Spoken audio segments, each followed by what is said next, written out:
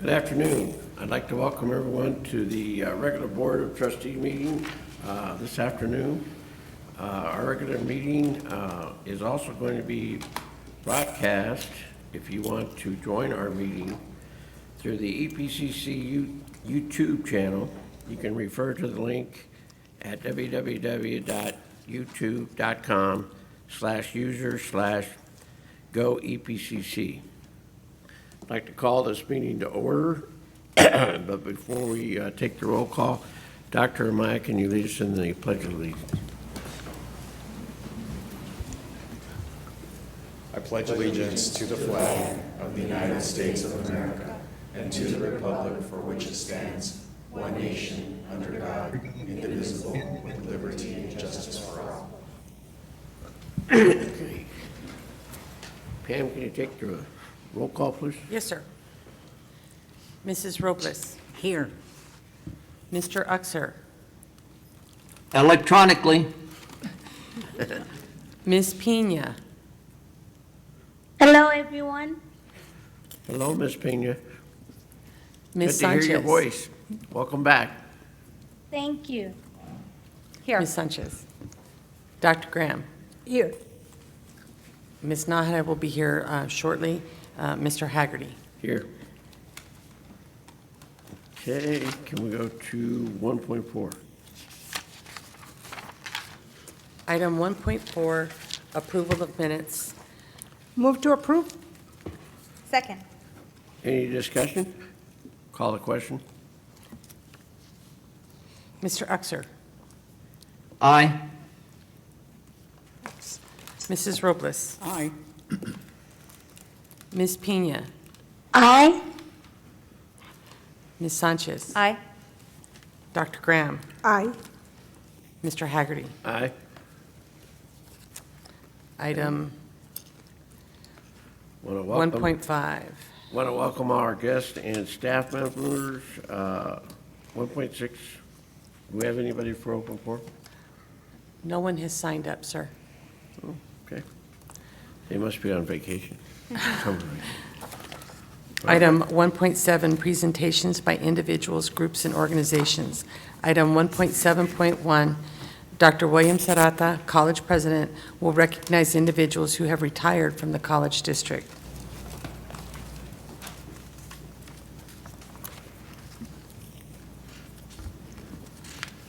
Chair Haggerty and members of the board, we have one individual who has earned the right to retire, Monica Capadia.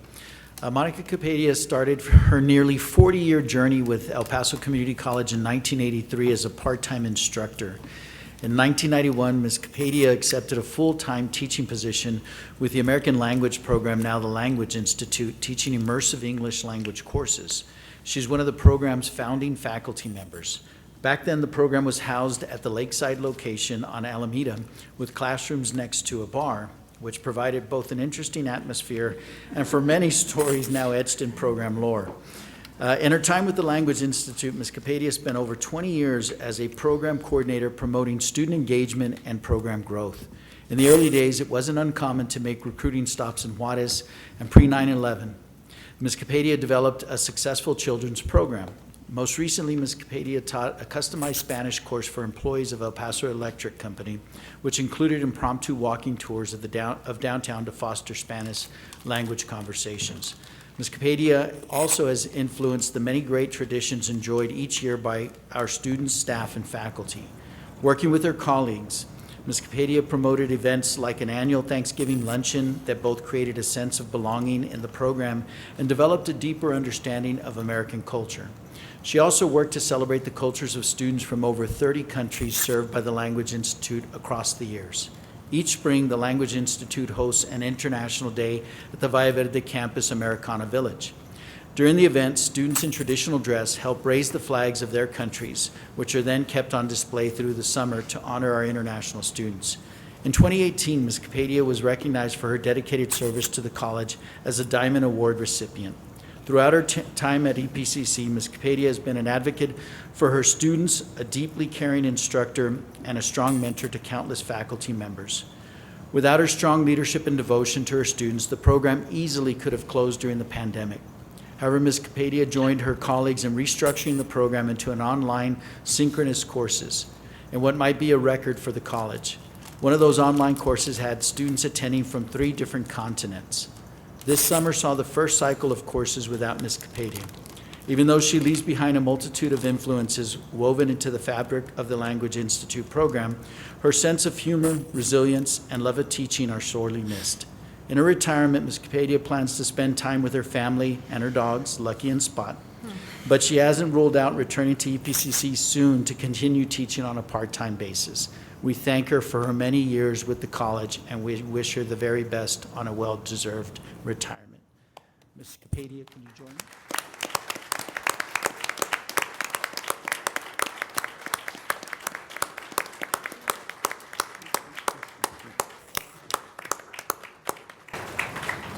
What, go out in front or?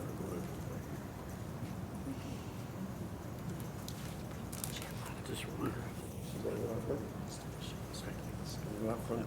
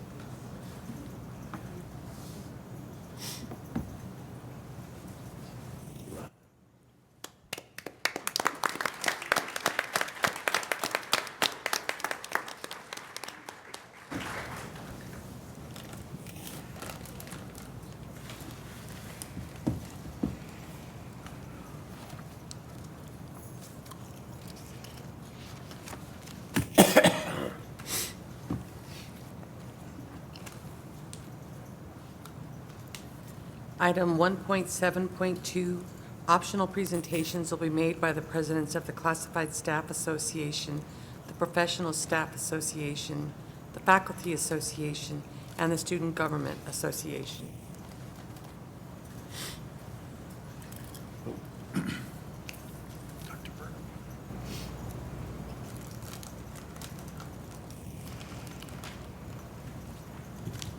just figured the students are going to come first. Chairman Haggerty, you're always kidding with me about you don't recognize me without my cowboy hat. I thought about wearing it today, but I didn't think it'd be the right venue. Anyway, greetings, members of the board, Mr. President, vice presidents, deans, guests in the room, cyberspace guests. I have to bring up an unpleasant subject again. The issue of eliminating tenure has now gone beyond the Texas Lieutenant Governor. It is now part of the Texas Republican Party's official 2022 platform.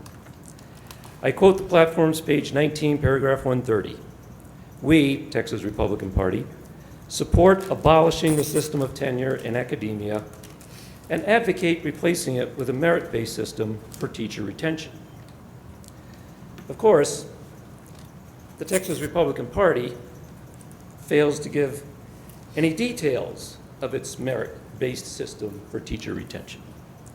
I highly suspect that under this merit-based system, all of the loony Marxist professors, to quote Lieutenant Governor Dan Patrick, will be weeded out and replaced with those who strictly adhere to the Texas Republican Party's propagandistic view of academia.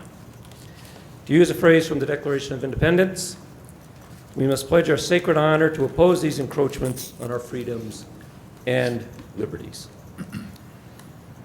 To a more pleasant subject. On behalf of the faculty, and this is very timely given the email that came out today from Human Resources, I would once again like to thank the board, all the administrators involved, for the second incentive pay. The faculty greatly appreciates this vote of confidence regarding our abilities and our loyalty to the college. Thank you very much.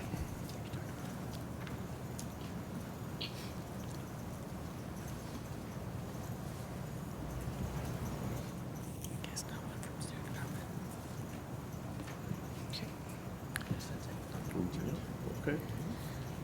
Item 1.8, Communications. Item 1.8.1, Discussion and Review by the Board of Trustees of Data, Statistics, Policies, and General Information related to the College District.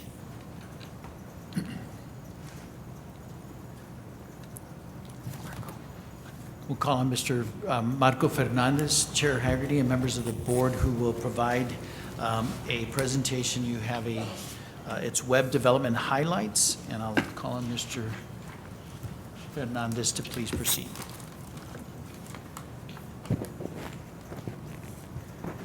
Good evening, board members, and Dr. Zarrata, members of cabinet, and members of the audience. It is a pleasure to present some of the highlights, the improvements, if you will, that the web development team has done over the last couple of years. I want to start off by giving you an overview of what actually the public website encompasses. And the focus right now is going to be primarily on the public website.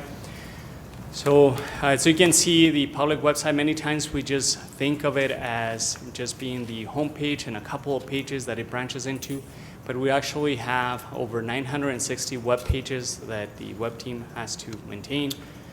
There's many web links in those web pages, close to 26,000 web links, over 476 images, and 20,000 documents that are among all those different web pages.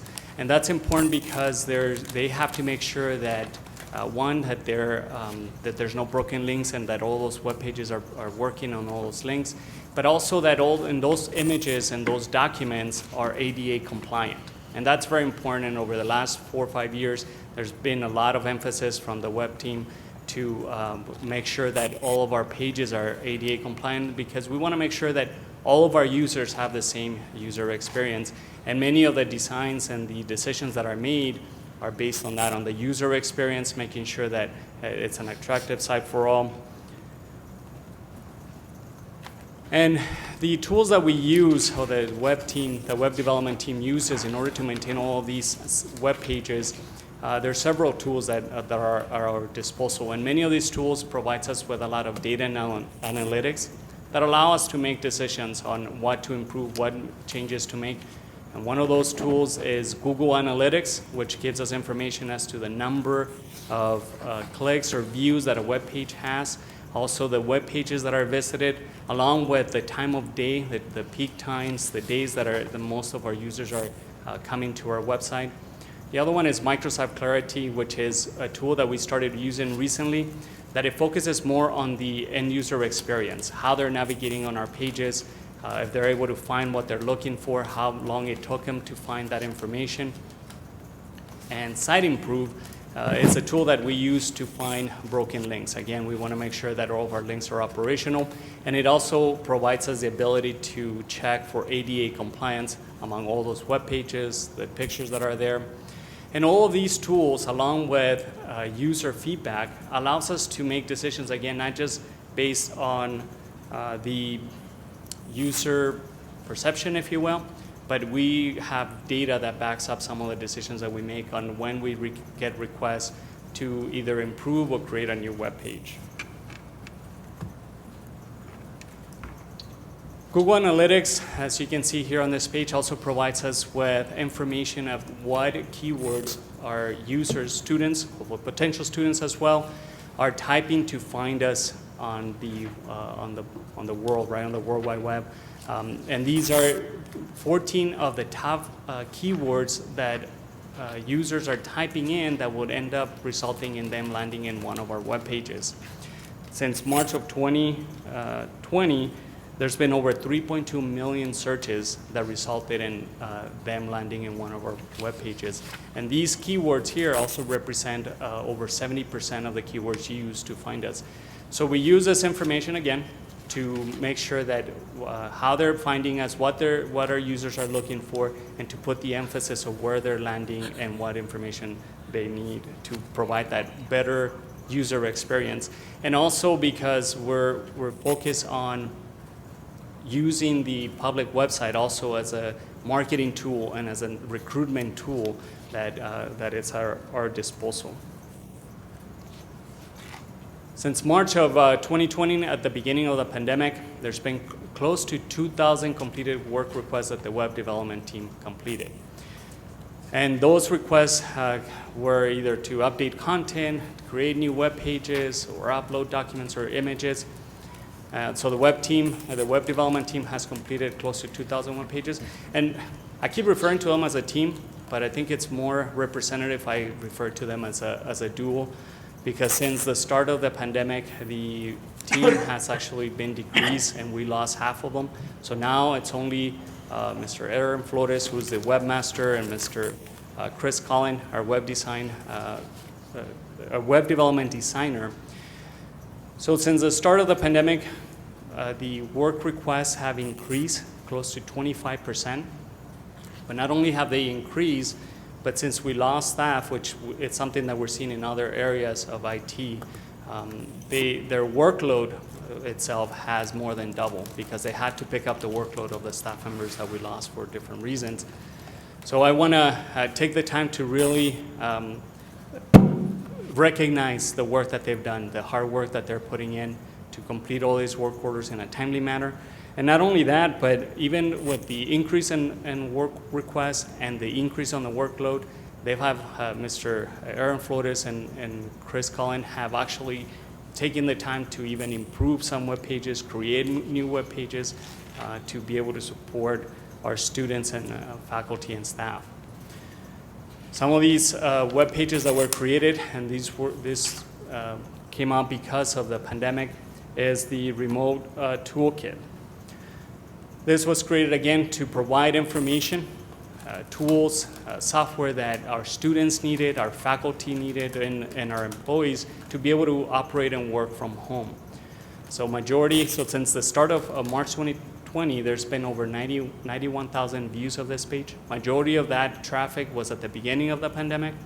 But we also see that at the beginning of every semester, we see traffic increase. So what that tells us is that students, especially new students, come in, find the information they need, the tools that they need, the software, and then they move on and focus on the courses, which is what we want them to do. Another web page that got created was online assistance. And this was launched in April of 2020, also as a result of a need because of the pandemic.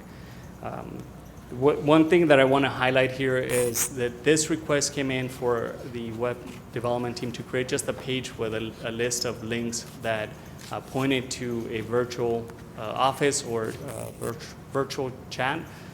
But the web team, obviously considering the data that we have, the analytics, and also putting ourselves into the shoes of the users of how they navigate, we wanted to make sure that we went beyond that request and not just process. So the Aaron Flores doesn't necessarily just process the requests as they come in. They meet with the requester, and they also design the request or what they're asking for to better suit the needs of the requester and those who they're trying to serve. So one thing that wasn't considered at the beginning was the office hours that those departments were providing that service. So at the request being processed the way it was requested, then they would have had the link open 24 hours, setting not a valid expectation of users that would see that link expecting to have someone on the other side of the system. So the web development team went ahead and provided the office hours, and automatically through some scripting, those links get disabled when it's outside of those office hours.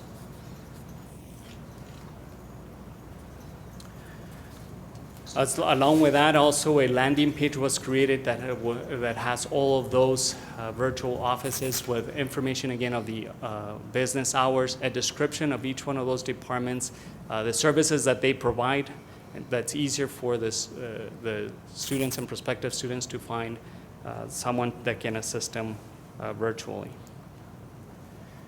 A new tool that we're trying to promote, we're trying to get departments to get on board, is Microsoft Bookings, and this allows departments and students to be able to book or set an appointment with a staff member that they would need to speak to. So for instance, in financial aid, they need to talk to someone that they have questions regarding their financial aid application or award, they can set up a time that will be available and they can do it through this application. Right now, we're communicating with counselors. We're trying to get them on board as well. So again, same scenario. If a student needs to speak with a counselor, they'll be able to find the available times that each individual counselor has, the campus that they're in, and they can set up that appointment. And the nice thing about this too is that it integrates with our other systems like Microsoft Exchange, our email system, and it will automatically set up a calendar appointment on the counselor's calendar as well as the students. So the counselor now will be able to know who he's going to be seeing or she will be seeing during the day and what time they have free for walk-ins. And this can be used for either online appointments or face-to-face appointments. So the key thing here is that we're trying to help departments provide that better customer service and experience for our students, because we want to make sure that they're find what they need so that they can enroll at EPCC. The call center, even though this is not something that was done by the web development team, but in line of providing or helping departments provide a better customer service, last year the networking team went ahead and assisted, provided admissions and financial aid, a call center, and that is to address the problem or the need that they had of not being able to handle the volume of calls that they were receiving because they didn't have a system or an application that was helping them take care of that. So the call center was launched in March of 2021. Since then, these numbers, I apologize because they're as of last month in May. Admissions has handled over 58,000 calls, financial aid over or close to 27,000, and the help desk over 94,000. So this application allows to provide that better experience, better customer service. It handles the calls as they come in, first come, first serve, and it also routes the calls to the staff member that is best suited to address their need based on what they selected to be assisted with.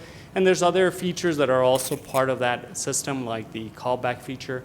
So the system will prompt the user or the caller, rather than waiting online for the call to be assisted, they can select to receive a callback.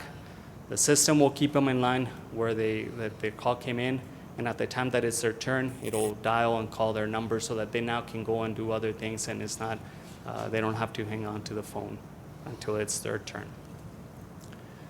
Going back to the web development registration page, this also was some improvements that were done in March of 2020.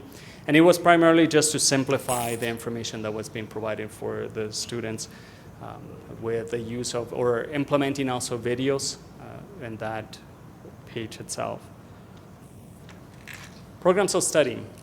So this is something that I'm very proud of, and I have to give again credit to Aaron Flores and Chris Collin, because this is a web page that was created by the team itself. This was not a request from any department or discipline. And this is also an example of how the use of data and analytics allowed us to see the need of having a page being created, because we saw that there were a lot of our users were trying to find this information, but this information was in many different places. So we consolidated it and put it all in one place. It allows students and prospective students to find information based on different areas of study that they're able to filter through. And then when they click on that program, it gives them information like the link to the degree plan. And then also there's a link to the program website page as well. Because, and that web page as well is, since its launch about 4 to 5 years ago, it quickly became the most visited web page. So because we saw that, there's other features that have been added, and one of them is the program assessment. And this is to help students who haven't decided what is it that they want to study, to give them an idea or an assessment of what programs will fall, would be good for them depending on what they like to do. The questions, there's about 60 questions that are part of the assessment, and since its launch of mid-April, just a little bit over 2 months and a half, there's been over 5,500 completions, and most of them get completed within 5 minutes. and it gives them information. So this information actually was, we were sending them, we obtained it, or the questions are from the Department of Labor.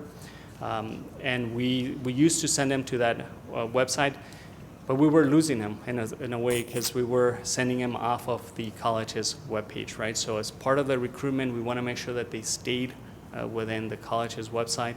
So the web team incorporated it into the public website. But not only that, the other thing that we were able to do by keeping it on our EPCC website is that the results of the survey, we are able to filter to only programs that are offered within EPCC. Whereas, contrast, if they go to the Department of Labor's site and they do the survey, the results will list other programs that are not offered by the college. So obviously, we want them to come here. So we're trying to recruit them, so we only want to show them the programs that we offer here, either by a degree or certification.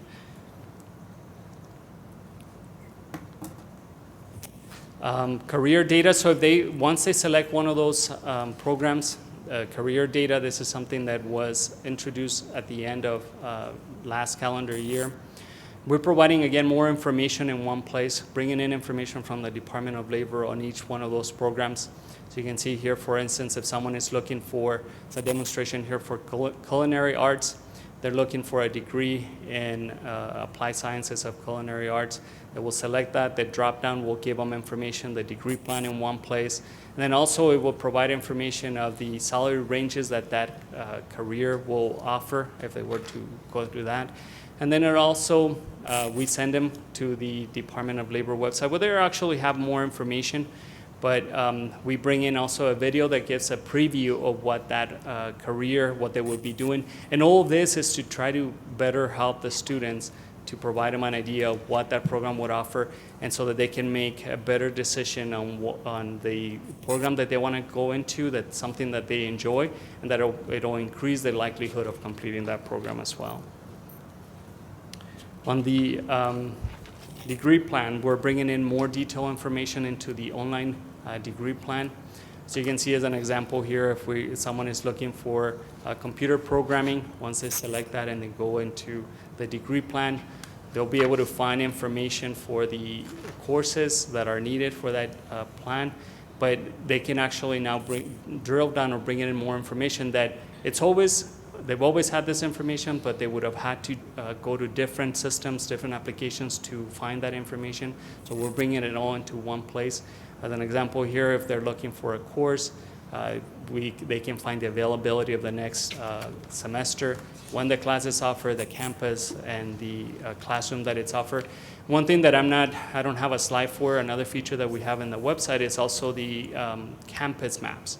So as an example here, this class is offered at the new building, ASD 261.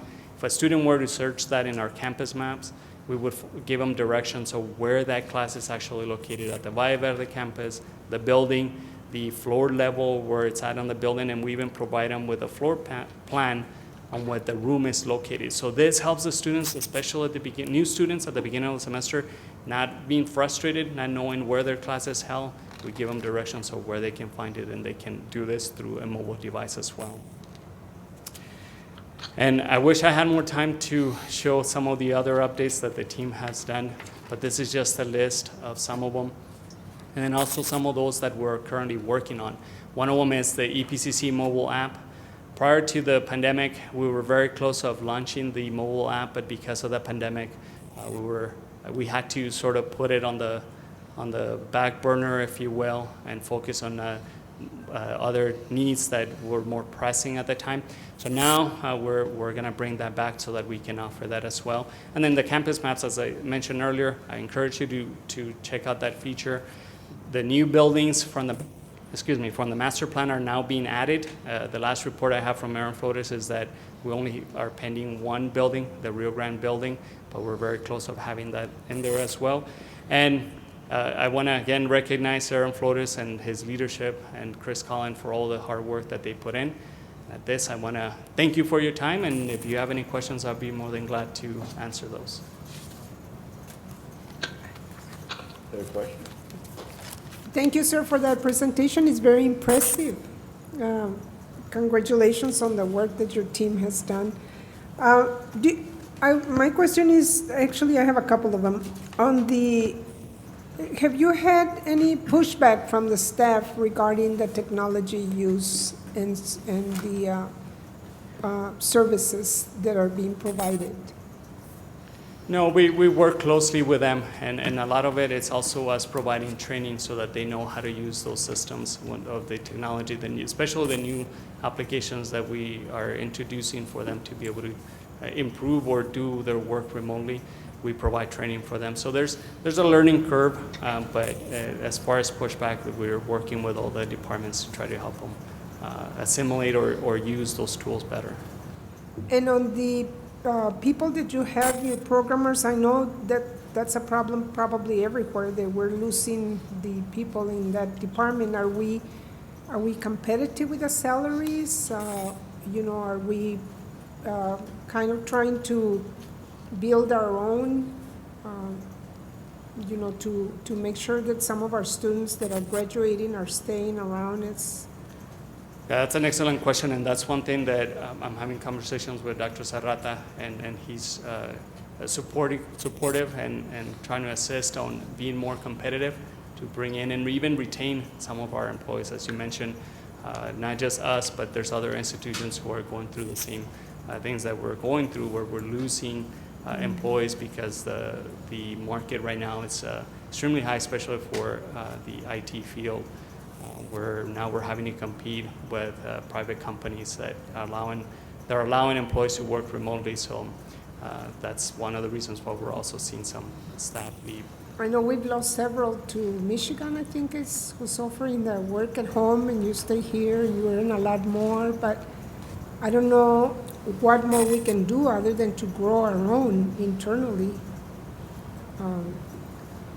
And we do, ma'am. We do work with some employees to try to build them up. The challenge is that many times we're working on building our own, but then once they gain those skills, they become competitive, and then we see them leave for to other institutions or companies. And that is a challenge. That it's just a cycle that right now we're seeing, that we keep on spending the time to train them, spending the time to build them in-house, but again, they gain those skills and that knowledge, and then they find other opportunities elsewhere.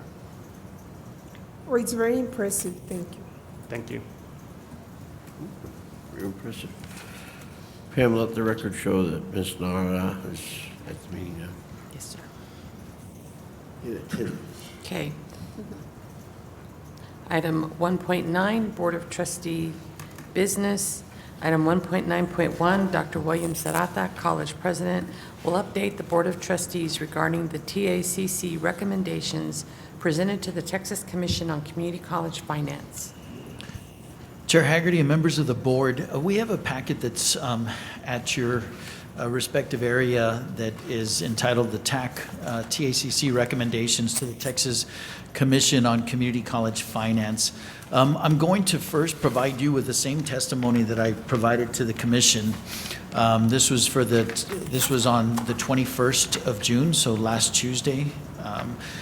I began my testimony, and it was a full day, and I was on after lunch. So what I proceeded to provide to the commission was thank you for the opportunity to provide testimony for the Texas Commission on Community College Finance.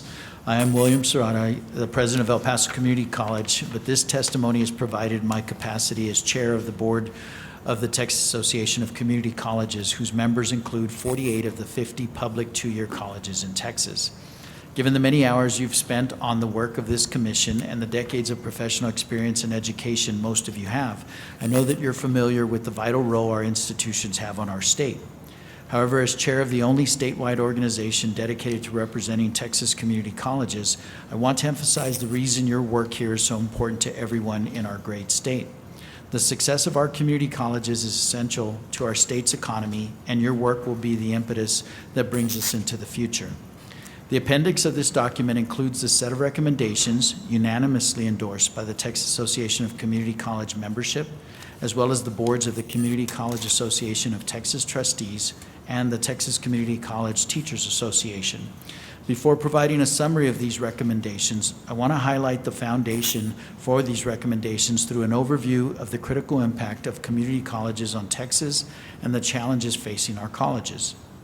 The first publicly supported junior college was established 100 years ago in Wichita Falls, and ever since, our colleges, rooted in their communities, have spread across a state larger than most nations, providing upward economic mobility for hundreds of thousands of Texans annually. In this uniquely Texan tradition, community colleges draw their strength not from a top-down system, but from their rural, urban, and suburban communities. Because of this, they range in size from 1,400 to 72,000 students. We're responsive to our local needs and our locally elected boards. Combined with our 2-year mission, our colleges are nimble and primed for innovation and results. While we share the same broad goals, our colleges serve as the laboratories of ideas such as shared services. One example of such a laboratory are the regional partnerships that leverage innovation based on the uniqueness of the region. By incentivizing this bottom-up approach, an ROI shared service model can be developed to augment savings that go to the students and the colleges. Our local accountability and focus mean businesses, students, and taxpayers can witness the transformative impact of our work in their own communities. Last year, Texas community colleges served over 1.1 million students in academic and workforce programs. The complexity and diversity of our student population are underscored by the variety of goals of the students we serve. This includes high school students taking dual credit courses, post-secondary students planning to transfer to another institution, workforce associate degree seekers, adult learners adding new skills, industry certifications, and a few institutions that provide bachelor's degrees for targeted fields of need. All of our colleges have partnerships with the school districts in their region, and there are many different models they utilize for providing post-secondary education opportunities for high school students, such as early college high schools and PTECs. You are most familiar with our dual credit model, which we believe must be thoroughly reviewed because its application varies widely throughout the state of Texas.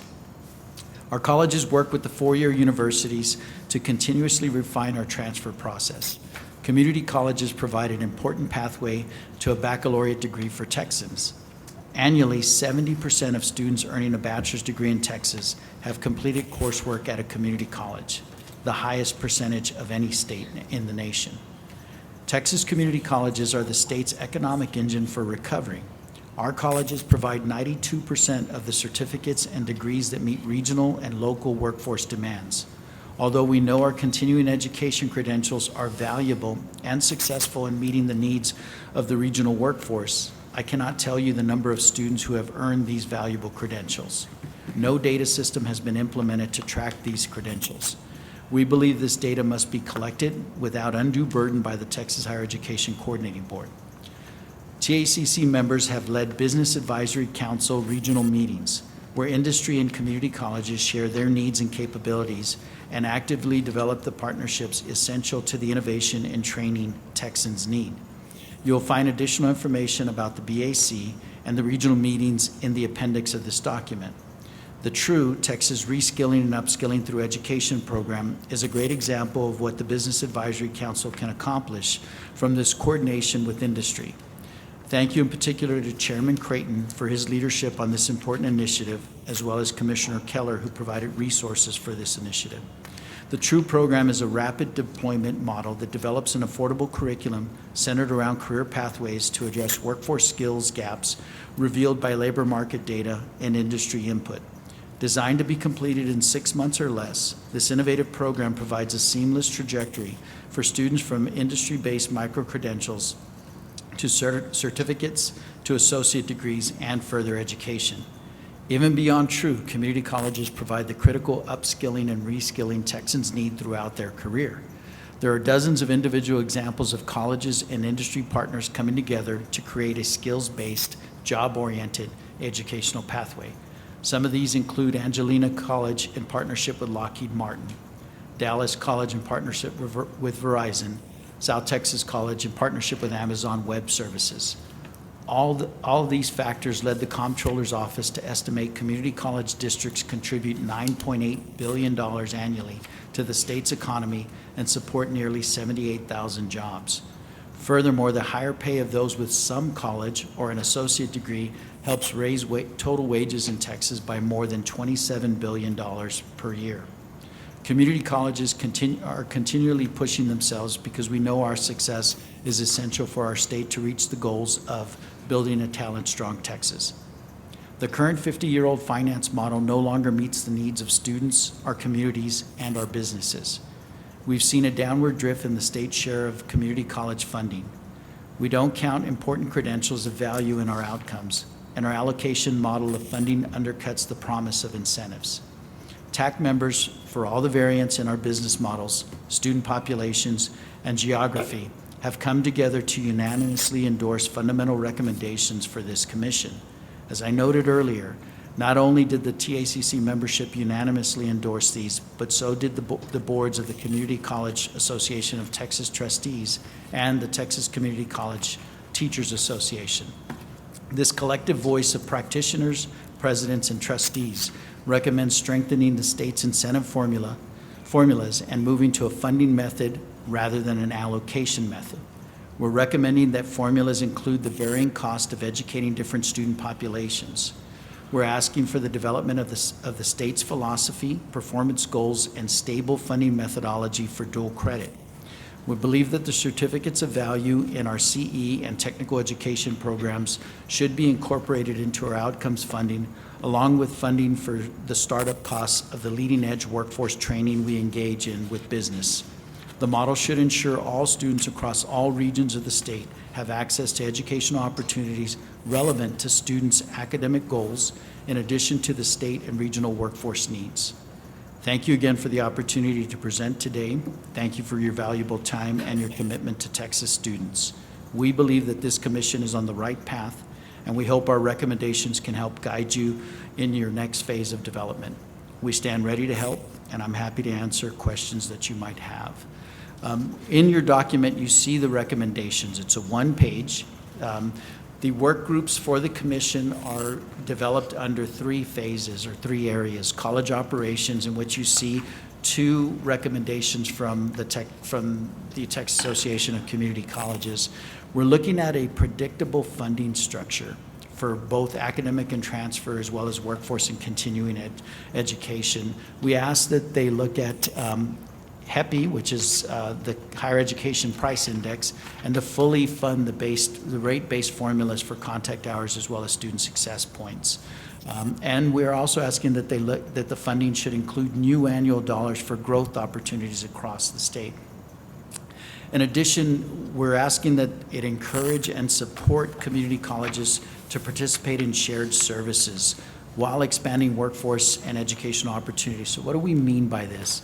If we look at Chancellor Hellyer at San Jacinto College in Pasadena, the Houston area, Dr. Hellyer and her team have spent millions of dollars developing a robust maritime program. If for whatever reason we believed that we needed to offer those opportunities to our students in the greater El Paso area, then instead of asking our board to invest millions of dollars into a maritime program, we can partner with Chancellor Hellyer.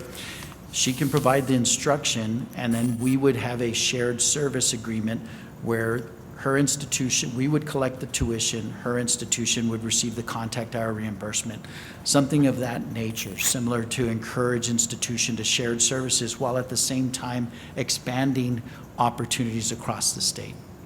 Under workforce education, we certainly understand that there is a labor shortage in our state and that we have a robust economy. We also understand that we, the 50 community colleges in the state of Texas, truly are the backbone for providing that skilled labor. And so what we want to make sure is that these particular recommendations are taken into consideration. The first is really looking at the higher costs that are associated. This board, I will share later in my report to the board, we are at the end of our master plan process. This board invested significant resources for us to increase the number of facilities that provide high-tech, high-wage employment opportunities for our students. These programs, as you've noticed, are much more expensive. And we're seeing, as enrollment has shifted, we're seeing a much more significant demand for these particular programs, but they're very expensive. And so we're asking the state to take that into consideration and to account for those higher costs associated with those high-demand career technical education and workforce development programs, as well as continuing education. We're also looking that they provide an ongoing program that encourages and supports community colleges to engage in private partnerships to look at regional demand workforce programs, again, that are aligned with the state's new strategic plan. It used to be closing the gaps. We're really focused now. The new strategic plan for the state of Texas is building a talent-strong Texas. We're also asking that they take into consideration and incentivize credentials, again, including those high-demand micro-credentials, as well as dual credit, and that the coordinating board develop a system to be able to fund those through state data. And then the final work group is student supports. We have 3 recommendations under student supports. We're looking at supplemental state funding to address the variance costs. We know that not all students, that not all programs and all students have the same cost. And so we're asking for the state to disaggregate this particular area and look at not only the cost of instruction, but wraparound services for key student populations, such as economically disadvantaged students, students of color, academically underprepared students, adult learners, adult education and literacy, and students with disabilities. We're asking that they invest in students by providing the resources to address. We certainly understand the pandemic has created a significant amount of learning loss. We're seeing that in our enrollment for this current fall. We're seeing a significant increase. We had been seeing the first 2 years of the pandemic, we saw a significant decrease in developmental education enrollment. Currently, the fall trends show an increase in developmental ed. We've seen the increase in other parts of the state. In our institution, we had seen a decline. Now we're starting to see that particular area increase once again. And then finally, we want the state to develop their philosophy and performance goals, as well as stable funding methodology for dual credit. The state understands how important dual credit is. The 50 colleges provide that opportunity for the state, but it is different in different regions. So the larger colleges are able to waive tuition. Not all institutions are able to do that. So we're asking the state to move in and determine what their goals are and then fund accordingly the community colleges. We received, I only had a few questions, and I'll share with the board. I had already met with each of the 12 commissioners as well as Commissioner Keller and provided one-on-ones of the information and of the recommendations that I would be presenting. But it was very positively received, and we continue to be hopeful. They will continue their work. They anticipate that they will have their recommendations for the legislature, for the governor, lieutenant governor, and speaker by the November timeframe. And then we will move forward with them in presenting those and continue to move forward with those as the legislative session begins on the 20th of January. I'm happy to respond to any questions that any of the board may have. In your packet, in addition to that, you have the Business Advisory Council, which Tacc formed in the last 2 years. We continue to move forward. So we have always had, and in particular, if you think our career and technical education programs, we have advisory councils that advise us on those particular programs that tell us if we're meeting their curriculum expectations. If we're falling short in any area, they let us know immediately and we're able to adjust accordingly. What Tacc did is develop a statewide business advisory council where we hear from business leaders throughout. I co-chair that business advisory council with Mr. Hunt, who is the co-chair on the business side. But we have representatives from throughout the state, from different organizations statewide that provide input to us, tell us what they need. Right now, the biggest issue that business and industry is having is a lack of labor. And so they know that we will be able to provide that. They're consistently letting us know what they need and how fast they need it. And we're trying to make sure that we accommodate those. In addition, the regional workforce education, this particular piece was developed after we held 6 partnership meeting roundtables. We hosted one of them here in El Paso on the 24th of March. We had the Chamber of Commerce as well as Workforce Solutions Borderplex that co-hosted with us. And you'll be happy to see that we led the state in attendees. We had 83 attendees at our particular event that was held here at the auditorium. 18 companies, we had 4 colleges that were represented with 2 chambers, the EDCs, as well as the workforce development boards. Again, we continue to move forward. We understand that we are a significant supplier of the state's labor, skilled labor. In addition, we also want to focus, and we do not want to lose sight of our academic transfer programs. And so you see that in the recommendations as well. We address academic and workforce programs both. So again, I'm happy to respond to any questions that any member of the board may have. I'll start.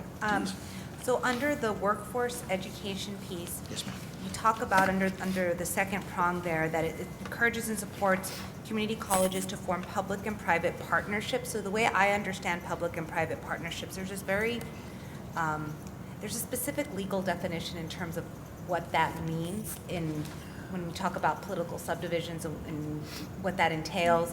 What does that mean for this particular prong? Is this something that the state facilitates, or is it a program that'll be funneled down to each of the respective local jurisdictions to handle that? Yes, ma'am. It would be locally run. So each of the 50 respective institutions would have that opportunity. We have a robust number of partnerships with business and industry. As I indicated, all of our CTE programs have advisory councils, but we're really looking at encouraging all 50 colleges to really focus in their particular region and continue in expanding those respective partnerships. So how do they, like, what's the strategy to do that? Yeah. Like, how are they doing that? Or Sure. how are we doing Sure, that? and I'll call on Dr. Smith as an expert in this particular area to provide some context on the different ones that we have, in particular in CTE. Dr. Smith, please. Yeah, thank you, Dr. Strada. So, Ms. Sanchez, we've got any number of partnerships that arise through either the advisory committees that Dr. Strada was talking about, clinical sites such as hospitals and other health-related sites. Our echocardiography program that we just started has robust partnerships. We do the Border Health Clinic where we invite the public in as well. But oftentimes our partners reach out to us and they have specialized training that they want done, customized training, and so we have a robust customized training program under AVP Blaine Primatage to respond to those kind of needs as well. So many of the grants that you see come through here are obviously part of those partnerships as well. Okay, and so I guess the idea is that from the state level, they would look to implement that to other jurisdictions and really see that as a focus that they would want to do. Yes, Right? ma'am, Or your absolutely. recommendation, at least. No, our recommendation to them absolutely is for them to encourage that, not just, so we're the 10th largest community college in the state of Texas. And so what we see is the large colleges have pretty significant and robust partnerships, but the smaller colleges may not have the same partnership. So we're looking at both encouraging them, but if they don't exist, for them to partner with other community colleges to be able to provide this. So this would be also under the shared service recommendation as well. So, and just since, after this question, I promise I only have one other one. But how does that work with the state as big as Texas, right? So I'm thinking about geographically shared services. It sounds great. You know, you mentioned San Jacinto College. They have a maritime program. How does that, I guess, translate to students in West Texas, North Texas? How does that work? And what are we doing to, I guess, communicate what type of shared services we can engage in with one another? So we used to, this sometimes is going back to what used to be utilized. So at one point in time, we had the Virtual College of Texas, and it was a pretty robust program where it was utilized regularly, and it was a statewide program. Mickey, I can't remember, Mickey Stump? Mickey, I can't remember Mickey's Mickey last Slim. name. Mickey Slim, thank you. I remember him distinctly. Ran the Virtual College of Texas, and it was essentially looking at something very similar, where you had one institution, you had a Dallas Community College District that just had a robust number of programs and was able to provide those throughout the state. It worked for a period of time, and then over time, it was individually driven. When Mickey no longer ran the Virtual College of Texas, we started to see it slowly dissipate. The pandemic taught us a lot with online learning.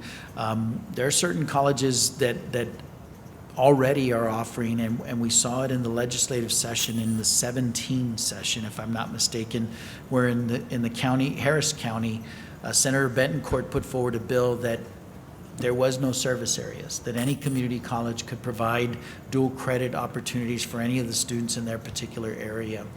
And the pandemic truly opened this up for us to be able to provide more opportunities. And so what we're saying is, instead of the state investing significant amount of resources to all 50 colleges, so there's some programs, all 50 colleges have nursing programs. But our echocardiography technician is a very expensive program, and there may be other institutions that don't have the capacity, but we could be able to provide that for them in that kind of a partnership. So that's what we're encouraging the state to look at, Ms. Sanchez. For that, does the law have to be changed? Or is that, you can just enter into those types of agreements? We can just Okay. enter into those type of agreements. And then another question, Sure. in terms of the student support services, so recently, and this was more in response to the situation in Uvalde, I understand that the governor has allocated a significant amount of money for certain efforts. Are those only directed to K-12 schools, or is that being opened up to institutions of higher education? Currently, I believe they're limited to K through 12. So one key component of that, and that we're talking about, and that is the topic of conversation in the state, being with what's happened, and then quite frankly, post-pandemic as well, is that what you all mean by student support services under those two prongs, is that there will be a concerted effort then to really provide mental health services, if you will, that additional support to those students? I understand you have here learning loss to re-engage learners, which I think is in its different classification all in itself than what really, I guess, are mental health services for students, aside from what they need academically. Yes, so a couple of clarifications, Ms. Sanchez. First, on the first bullet under student supports, we're really looking at the state taking it into consideration. For instance, if a student comes to the college that has had significant learning loss, would need additional coursework in developmental education, that we know is going to be a higher cost to the institution, to the local taxpayer. We're asking the state to pay from our perspective, their investment into ensuring that this student continues to progress. So we're looking at populations. We know that it is more expensive to educate an economically disadvantaged student. This comes back to several different initiatives that we've started at the institution through the Hope Center. Students can't learn when they're hungry. And obviously in K through 12, students don't have to worry about meals. They're provided with those respective meals. Once they get into higher education, that obviously is no longer the case. And right now, you have several institutions, ours included, that have opened food pantries that are moving forward. We're asking the state to consider and to invest in what it takes to educate all different types of students. So economically disadvantaged, academically disadvantaged, and underprepared students. Adult learners, huge, there's over 4 million Texans that have some credits but no credential. Being able to pull them back, some that have been out of higher education for 10, 15 years, being able to pull them back in and understanding that they may not be ready to be an online learner. And so what is it going to take to have those wraparound services to be able to provide for those students? Dr. Graham has been incredibly at the forefront for us to serve students with disabilities. And we are one of the institutions that's further ahead, but being able to for the state to also invest to ensure that we can do that. Then yes, ma'am, you're absolutely correct that what we're saying is the pandemic and the learning loss, I know that you have young children, as I do, and we've seen some of that learning loss, and we understand that students that are graduating high school for the last 2 years are going to be coming to the college with significant academic challenges because they didn't receive the kind of instruction they normally would have. So that's the second one, as far as looking at to re-engage those respective learners. Did I answer? Okay. Any other questions from any other board member?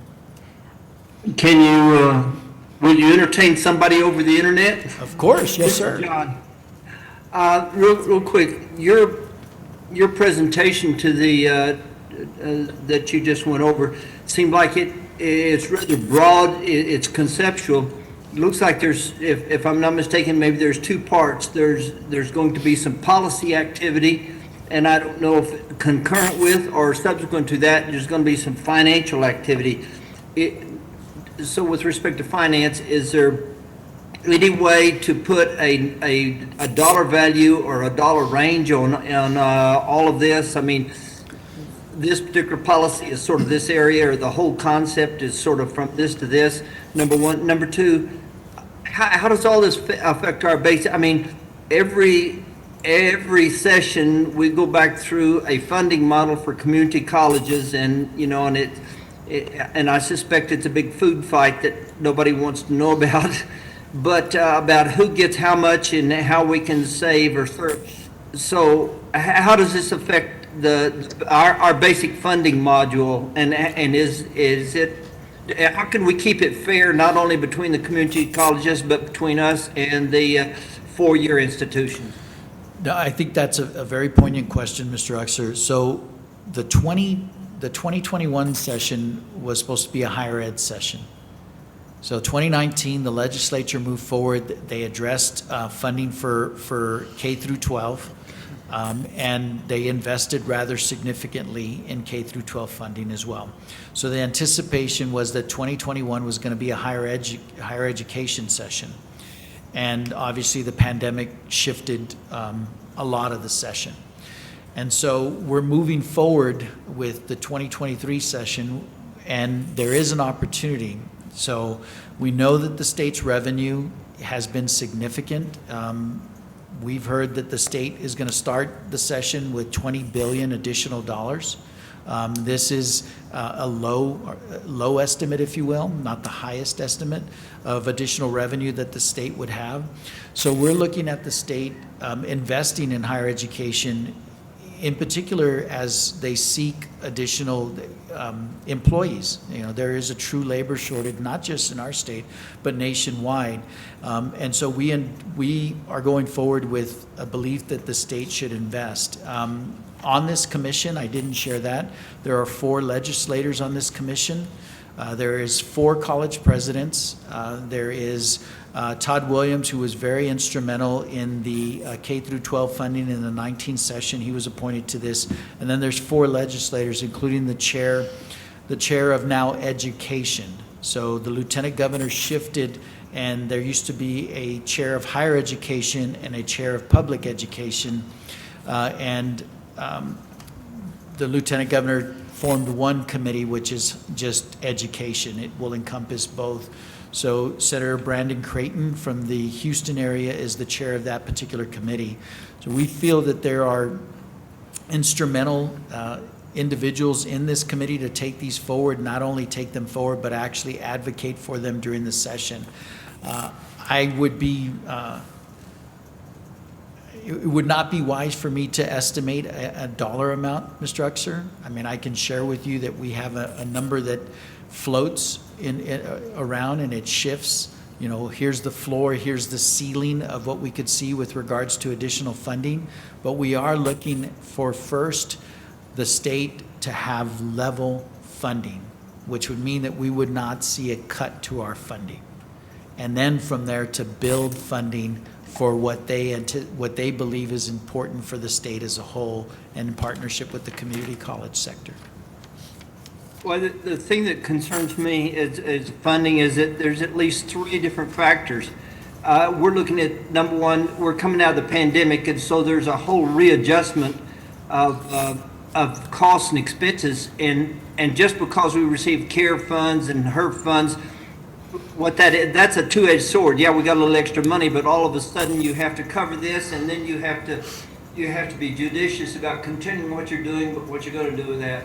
Number two, we're facing a tremendous, I mean, just like everybody else, a labor shortage. So I'm not sure that I don't know how you factor in the new labor and the cost. Yeah, we try to give a bonus. We try to give up the deal, but there are costs associated with that. And on top of that, we're seeing inflation. Yeah, we're talking like this, that, and the other. It's not just 8%. Some of the stuff that we're going to see, and as a matter of fact, we saw it in the building program, that the costs rose much more than the cost of living increment. And so how do we adjust for that, particularly when we go back to the legislature? Keeping us level is a loss. Keeping us level functionally is a loss. So how do we, of course, and I mean, everybody's going to be saying that, but how do we make that point to at least get a fair share of the loss? No, I think that's a fair question. And so the very first recommendation under college operations, as you notice, it is a funding structure, a predictable funding structure, as opposed to an allocation model. So we're looking at a funding model as opposed to an allocation. So what happens is right now, the state goes in and says, okay, here's the pie, and essentially community colleges are funded under an allocation model. And so we're asking the state, and this could be dramatic, it could be a very significant change. We're asking the state, our funding mechanism will be 50 years old in 2023. So we're asking that the state move forward and redefine what that funding mechanism should be, similar to what they did with ISDs. That's what we're looking at, Mr. Uxer. Okay, so just real quick, so House Bill 1 identifies each and every one of the four-year individual schools, and they give a basic model, and then they fund this particular program and that, and you look at HBL 1, and it identifies by program this, that, and the other, and then all of a sudden you come to colleges and say bank, bank, and bank, you know, and unless you happen to be in Midland and happen to have an extra museum, you don't get any extra dollars. So is this equitable funding model, is that going to put the community colleges on an even footing with the 4 years? And if so, then all of a sudden, do we have to start being politically active to say, wait a minute, you know, they got this for this particular program and this argument for that program, so we're doing this program and we're doing the cardiology program, and do we just have to be much smarter about how we advertise ourselves? So what I respond is that I don't know if if we can anticipate that we'll have an equitable funding compared to the universities. And I'll respond to you as a legislator would. We have a local tax base that the university does not. The university has tuition and fees as well as state appropriations. And so that'll be the pushback there. But I do believe that we can increase our funding share, perhaps not at the level that universities are funded, but at a level that is more equitable for the community college sector. With regards to your second point, absolutely. We will have to provide additional advocacy from each of the respective community colleges. Again, our trustees, Pam and I, are working on presentations for the delegation that we will meet with our respective individuals. We wanted to get through the recommendations that we would be presented to the commission first. At this point now that we are setting up and developing a schedule to present to our local delegations, the anticipation and expectation is that all community colleges will present to their delegations as well. And then in January, the expectation is that we will spend significant amount of time in Austin advocating for our respective institutions. And the board will play a significant role in that as well. Who's the president of the community college in San Antonio? Mike Flores is the president, is the chancellor of the Alamo system. Yeah, I was just curious, is there any way that we can actually cut a deal with Dr. Rhodes and Dr. Flores and some of those others that they can give us one or two chemical plants for tax base? I mean, they got a whole bunch, and they don't, you know, their ad valorem really is not as good as ours. I mean, they're much better now or something. You know, you just go play poker with them, huh? Oh, Good luck. question for legal counsel. We had one trustee step out. We still have 4. We still? Oh, yeah, okay, never mind, sorry. I forgot, Mrs. Nahara. Any other questions from any of the board members? I'm will- sure that Ms. Blau appreciates being forgotten, Pam. No, but you're not physically here, sir. We will continue to update the board and provide additional information as we continue to develop and these continue to move forward. Cannot thank the board enough for all of the contributions and your involvement at the state level as well. Thank you all. Thank you for keeping us in the loop.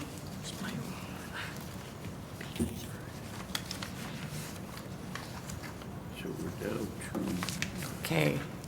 Item 1.9.2, discussion and take possible action regarding the resolution authorizing the delegation of certain authority to Dr. William Sarata, College President, regarding the COVID-19 pandemic. No action. any updates? I will provide the board with an update in my report, Chair Hagerty. In order to keep it the same, we'll just do no action, correct? As usual? I Okay, think- items 1.9.3, 1.9.4, 1.9.5, and 1.9.6 will be addressed in executive session. Come back. Item 1.10, board reports. Item 1.10.1, treasurer's report, no action is required. Item 1.10.2, president's report. Item 1.10.2.1, Dr. Sarata will update the Board of Trustees and audience on recent events that have transpired at the college to include an update on the COVID-19 pandemic and appropriate actions taken. Chair Hagerty and members of the board, I'll provide a brief update. McDonald's El Paso and Mr. Richard Castro granted graduating high school seniors scholarships to EPCC and UTEP at an award ceremony that was held at the El Paso Community College Administrative Services Center on May 26. The EPCC Foundation generously matched the McDonald's El Paso scholarship to the recipients who will attend EPCC this fall.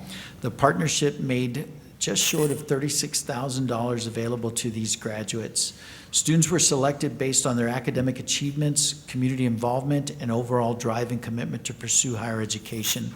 11 students will be attending EPCC this fall. Congratulations on receiving these awards, and a big thank you to Mr. Castro, Dr. Carrie Moe, Dr. Dolores Gross, and all who helped make this happen. We held our final grand opening for the 2016 Master Plan Bond Program as we officially opened the Career and Technical Education Building J at the Rio Grande campus, which is one of our 5 campuses conveniently located throughout El Paso County. The Rio Grande campus is the only campus in an urban setting located near downtown and close to a historic district, with an emphasis on programs in the medical and healthcare field. This building expands EPCC's offerings that lead to high demand and high-paying careers, which are much needed in our region. The state-of-the-art building will provide additional classroom space along with cutting-edge simulation labs that will provide hands-on experience preparing students to become EMTs, phlebotomists, and radiographers. The space has also allowed EPCC to create a new Associate of Applied Science program in echocardiography. I want to thank Ms. Sanchez for her remarks on behalf of the board, as well as Mrs. Robles and Ms. Nahida for attending the ceremony. The Association of Women in the Community College consists of women and men who come together to network, share their talents with others in our community, and help EPC students pursue their education. For the fall 2021 academic year, the AWCC awarded 6 $750 scholarships to outstanding EPCC students. Congratulations on this achievement.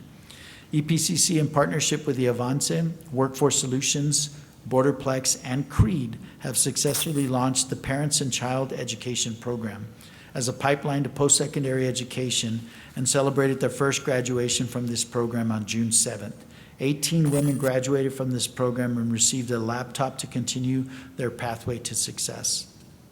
Since the last board meeting, I participated in over 60 virtual and in-person meetings, including 7 Texas Association of Community College meetings, the College Finance Steering Committee, a Texas Student Success Council meeting, 4 Tacc Community College Finance Committee recommendation meetings, as well as an executive committee meeting. I was able to participate in a Student Success Council transfer work group, a Student Success Council workforce work group, El Paso Matters, El Paso General Board meeting, an art museum studies discussion with the Alice Walton Foundation. I attended the El Paso branch of the Dallas Federal Reserve Board meeting, a meeting with Superintendent Saavedra, and was joined by Chair Haggerty, an American Association of Community College Joint Executive Committee transition meeting, a Lumina Board meeting. I was able, as I indicated, to testify in front of the Texas Association of Community Colleges, in front of the Community College Finance Commission, attended the Texas Tribune Inside the Interim with El Paso Lawmakers event, which was an in-person panel discussion with Senator Blanco, State Reps Moody and Ordaz Perez, and moderated by Texas Tribune CEO Evan Smith. I want to thank Mrs. Robles and Dr. Graham for making time to join us at this event. Now to your question, Chair Haggerty, the COVID report. Our 14 days of decreasing cases, currently we're averaging 302 cases per day, which is above the 212 for a community our size. It is also significantly above the 217 cases we averaged during the prior 2-week period and above the 174 cases that we averaged in the prior 2-week period. The rolling 7-day average continues to be a concern as it has continued to stay above the recommended 5% for the last 11 weeks in a row. Today it was 68.47%. The cumulative positivity rate stands at 12.14%, and it has continued to stay above 10% for the last 6 months. The infection rate continues to rise. It is currently 302 cases, as I indicated earlier, and it remains significantly above the 212 cases for a community our size. We currently stand at 82% of our population aged 5 or older that's fully vaccinated, and 99.9% of our population has at least received their first vaccination. In summary, we continue to see an increase in the 14 days of decreasing cases.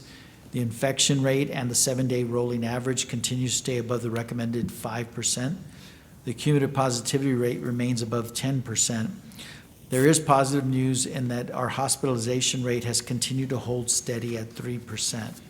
So my recommendation to the board is that we continue in phase 3 of our return to campus plan, which we've been in since Monday, April the 11th.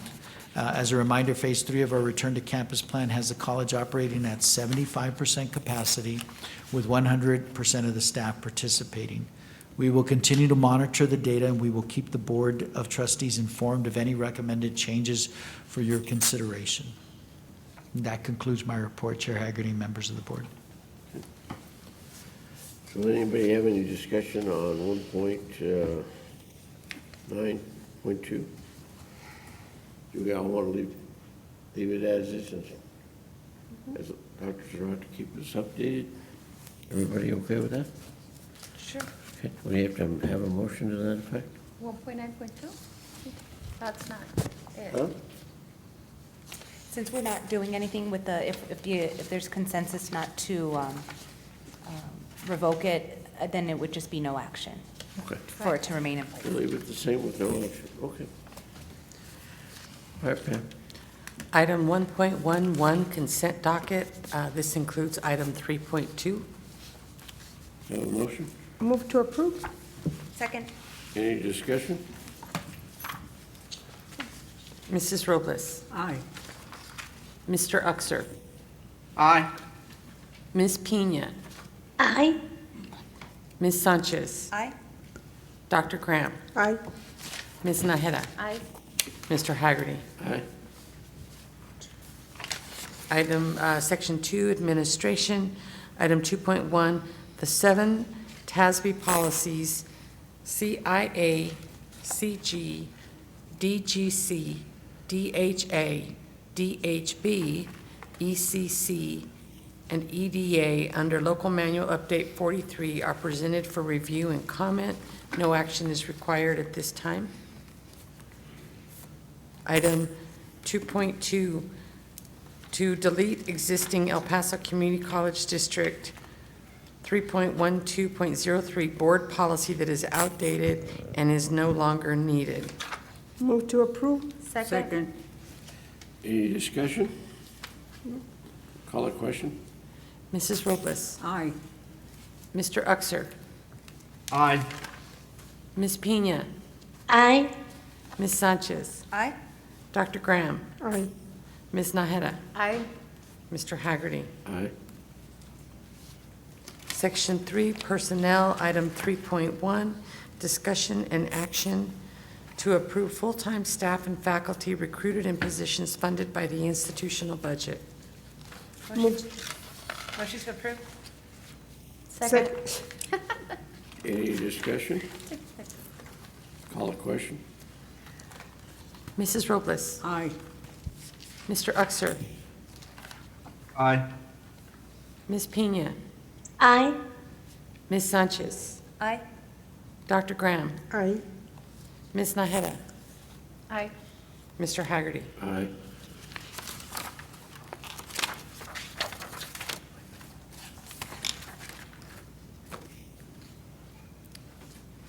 Item 3.3, Information Items, Resignations, and Retirement. No action is required.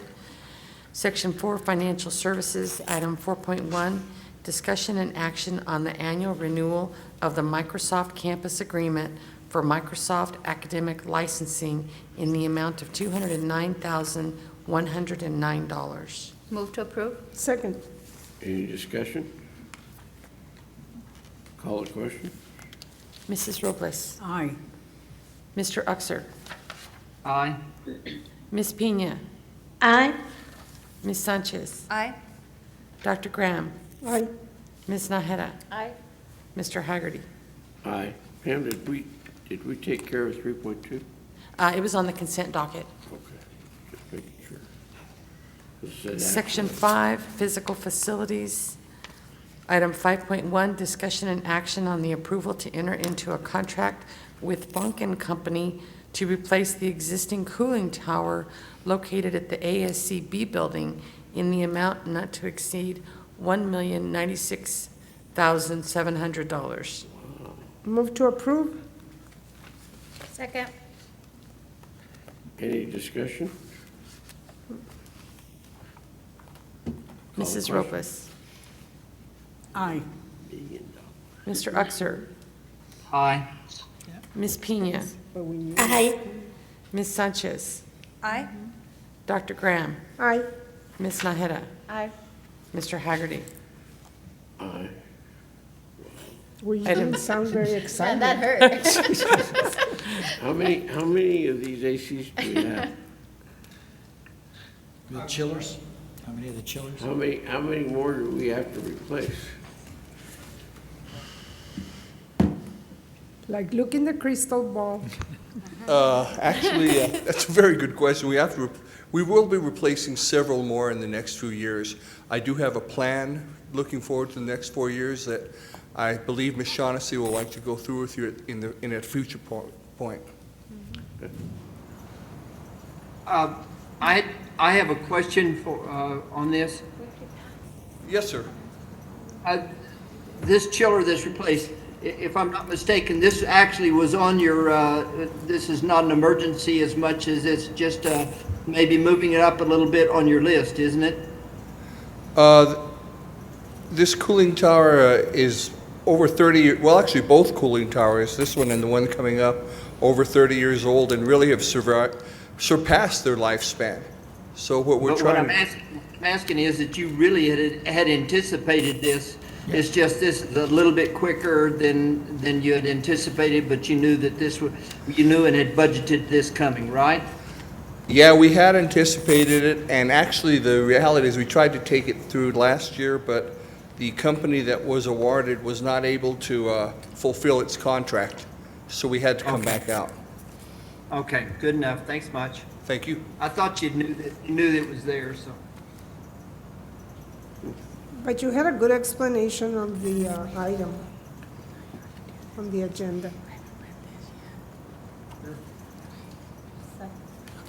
We already voted on this one. Okay, item 5.2, discussion and action on the approval to enter into a contract with Funk and Company to replace the existing cooling tower located at the Trans Mountain campus in an amount not to exceed $753,500. Move to approve? Second. Any discussion? Why was this cooling tower cheaper than the other one?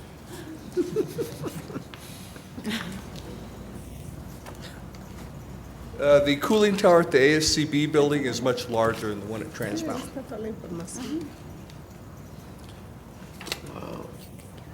Thank you. Call the question. Mrs. Robles. Aye. Mr. Uxer. Aye. Ms. Pena. Aye. Ms. Sanchez. Aye. Dr. Graham. Aye. Ms. Naheda. Aye. Mr. Haggerty. Aye. Item 5.3, discussion and action on the approval to award a contract to Contract Associates of El Paso LLC for the purchase of furniture for the ISC and faculty offices renovation project at the Valle Verde campus in an amount not to exceed $75,723. Move to approve. Second? Any discussion? Call the question. Mrs. Robles. Aye. Mr. Uxer. Aye. Ms. Pena. Aye. Ms. Sanchez. Aye. Dr. Graham. Aye. Ms. Naheda. Aye. Mr. Haggerty. Aye. Section 6, Curriculum and Instruction, Item 6.1, discussion and action on the approval of a grant award from the Texas Mutual Insurance Company in the amount of $100,000. Move to approve 6.1, 6.2, and 6.3. They're all very good grants. Second. Mr. Smith, can you tell us what went into this? Sure. I didn't hear the question. Can you review the Can you grants? tell me Oh. what, And give credit to who those. Yeah, who gets absolutely. credit for getting us this kind of money? Of course. So the first grant, long-standing grant with Texas Mutual. This might be, it's probably not an example of a public-private partnership, but it is a statewide initiative that Texas Mutual has run. Mr. Barry Bogle, who's in the audience, and AVP Lane Primazich, who's in the audience as well, thanks to them for the long-standing work there. I reached out to Mr. Bogle just before the meeting asking how many people have we trained since this partnership started, and he tells me it's well over 15,000 local employees now. So kudos to them, everything from OSHA 10 and 30 to first aid and CPR, workforce safety. So congratulations to them. Dr. Pagel is on a well-deserved vacation. I don't know if we have Dr. Christian Servine in the audience. Kudos to them for the grant related to Google. That's going to pay big dividends down the road. We don't have Dr. Muro here either, but we do have Swami Mesa. Dr. Graham, I believe you met her when we went to the Bellwether session. So Swami, if you would raise your hand to be recognized, thank you for the work on those grants as well. Thank you for the opportunity, Chair. Tell them, on behalf of the board, keep up the good work. Let me read items 6.2 and 6.3. Discussion and action on the acceptance of a grant from the Hispanic Association of Colleges and Universities to implement the Grow with Google training and certification program in the amount of $25,000. Item 6.3, discussion and action on the acceptance of a grant from Mini Concrete Materials, Inc. in the amount of $1,500. There's no more discussion. Call a question. Mrs. Robles. Mrs. Robles. Aye. Mr. Uxer. Aye. Ms. Pena. Aye. Ms. Sanchez. Aye. Dr. Graham. Aye. Ms. Naheda. Aye. Mr. Haggerty. Aye.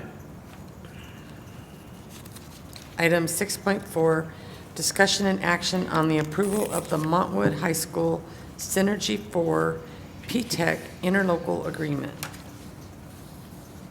Move to approve? Second? Any discussion? Mr. Smith, what is this P-TECH? So this is a high school, it's like an early college high school geared towards professional CTE program. It's another kind of partnership. This is different from a standard early college in that we need an industry partner in order to do a P-TECH. And so this is just a renewal that we're moving forward for this particular one. We're going to have several more, right? We have lots of them coming up. I think we're in the planning year for, don't quote me, I think we're in the planning year for 6. I think one person dropped out, or one partner dropped out. So we look forward to many more of these. Any other discussion? Are we getting any of those in the rural communities? We are, Dr. Graham. We actually, our first P-TECH, we started with Clint. And so we continue to move forward, and they are continuing to move not just on early college high schools, but specifically each of the respective districts have really moved towards P-TECHs. Again, providing the students an opportunity to graduate from high school with a market-valued credential. If they choose to go straight into the workforce, then they're paid a living wage as opposed to a minimum wage. Specifically the Fabens and Sanelli areas? Fabens and Salieri? We have an early college, obviously, with Fabens. No, but I'm talking about the P-TECHs. I will defer to Dean Tony Badillo She's right there, yes. to see if we have P-TECHs in those areas. I will tell you right now as well. I think they got it everywhere. And if we don't, then how soon can we get them?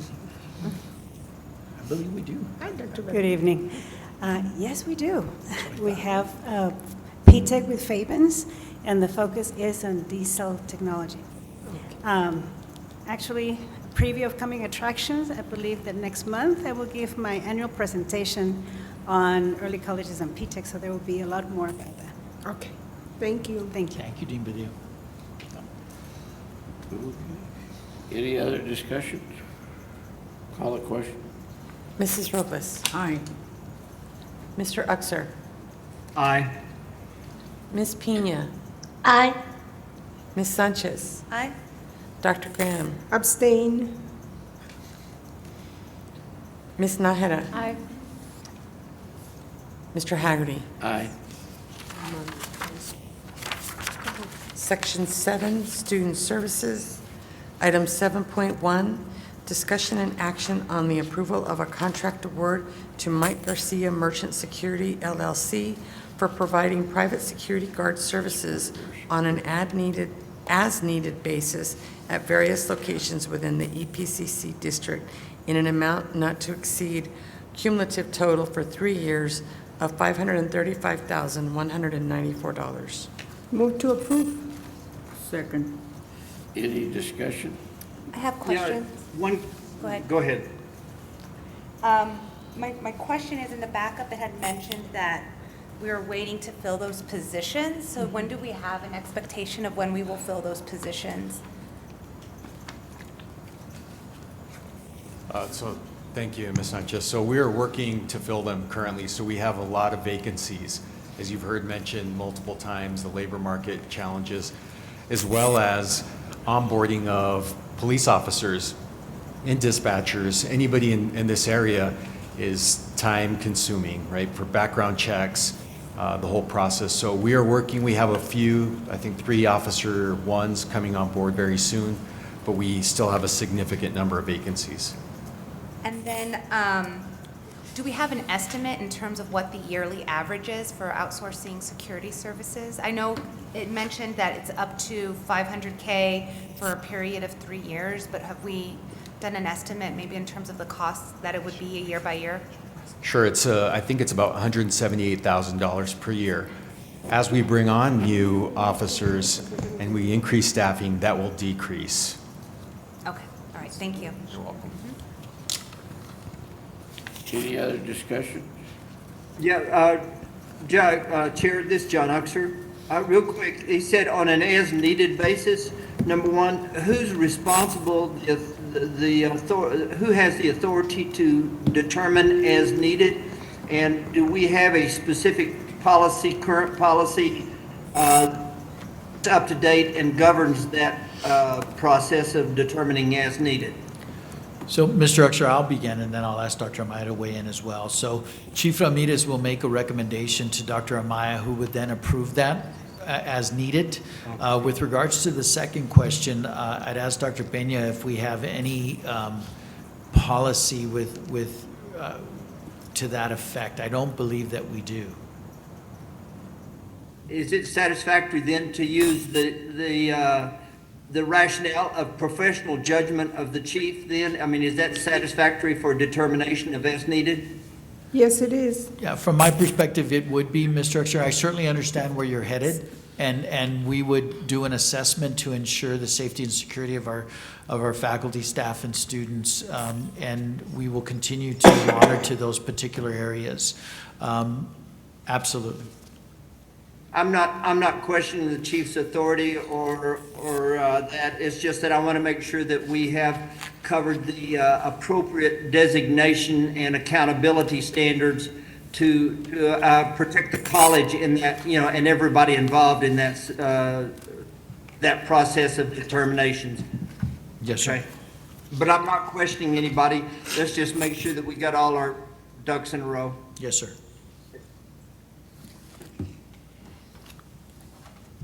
Mrs. Robles. Aye. Mr. Uxer. Aye. Ms. Peña. Aye. Ms. Sanchez. Aye. Dr. Graham. Aye. Ms. Naheda. Aye. Mr. Haggerty. Aye. Item 7.2, discussion and action on the approval of continuing education tuition rates for new courses. Move to approve 7.2 and 7.3. Second. Can you read 7.3, Pam? Item 7.3, discussion and action on the approval of continuing education tuition rates for revised courses. Any discussion? Call the question. Mrs. Robles. Aye. Mr. Uxer. Aye. Ms. Peña. Aye. Ms. Sanchez. Aye. Dr. Graham. Aye. Ms. Naheda. Aye. Mr. Haggerty. Aye. Item Section 8, Community Service, there is none. Would the board like to go into executive session? Give me 1 second.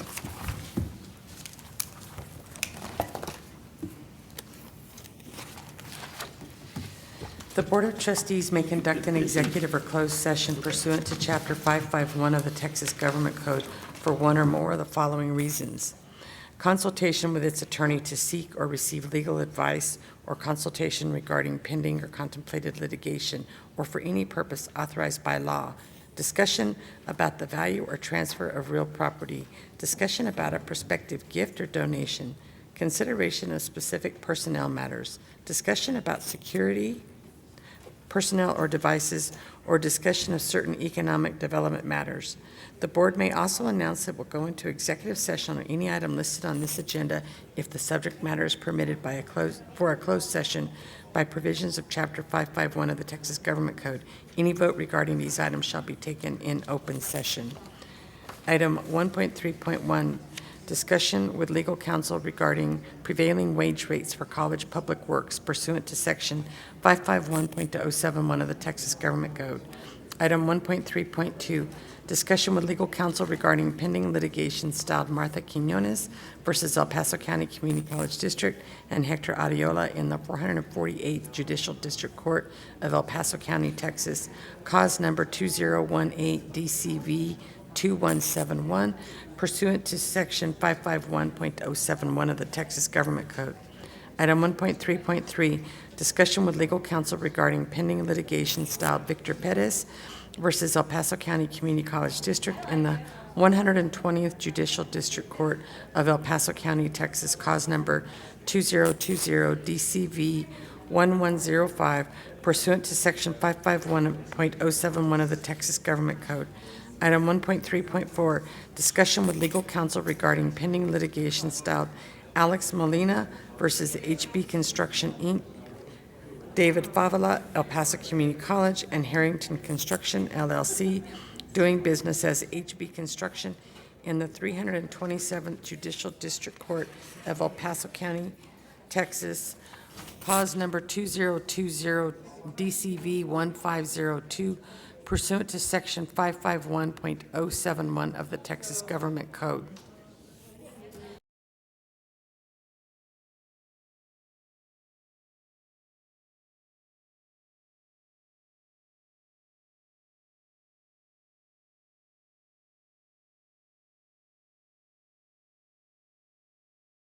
Okay, the Board of Trustees is back in session.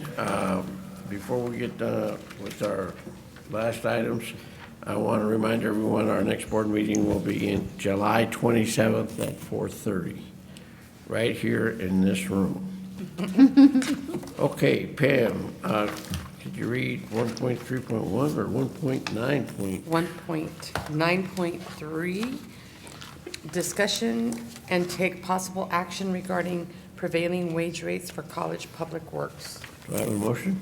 I make a motion that the college use the prevailing wage rate as determined by the United States Department of Labor in accordance with the Davis-Bacon Act. Second. Any discussion? Call the question. Mrs. Robles. Aye. Mr. Uxer. Aye. Ms. Pena. Aye.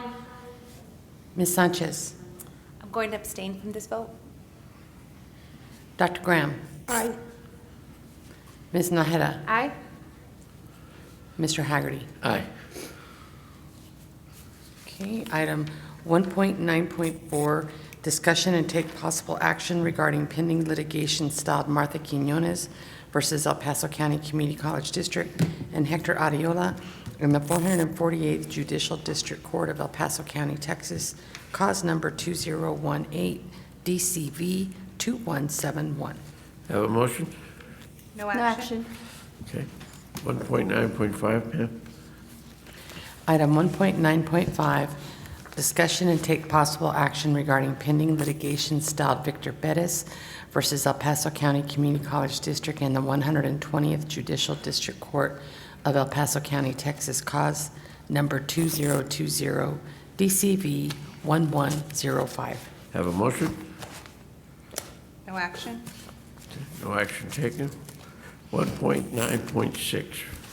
Item 1.9.6, discussion and action to retain Bickerstaff, Heath, Delgado, Acosta, LLP as legal counsel regarding redistricting. Have a motion? I move to enter into engagement agreement with Bickerstaff, Heath, Delgado, Acosta, LLP as legal counsel for redistricting legal services. Second. Any discussion? Call the question. Mrs. Robles. Mr. Uxer. Aye. Ms. Pena. Aye. Ms. Sanchez. Aye. Dr. Graham. Aye. Ms. Naheda. Aye. Mr. Haggerty. Aye. Is there anything else for the good of the cause? I'd remind the board that on the same day of our board meeting, there is also the El Paso Central Business Association luncheon with Senator Cesar Blanco that we have a table for, and any board member who wishes to attend, just let us know. Okay. Thank you. All right. Do I have a motion for adjournment? So made.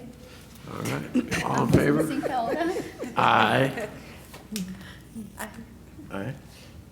Yes, aye. Yes. Aye. Aye, aye, aye. Catch your eye. Aye, aye, aye. Okay. See y'all next month. Thank you. All right.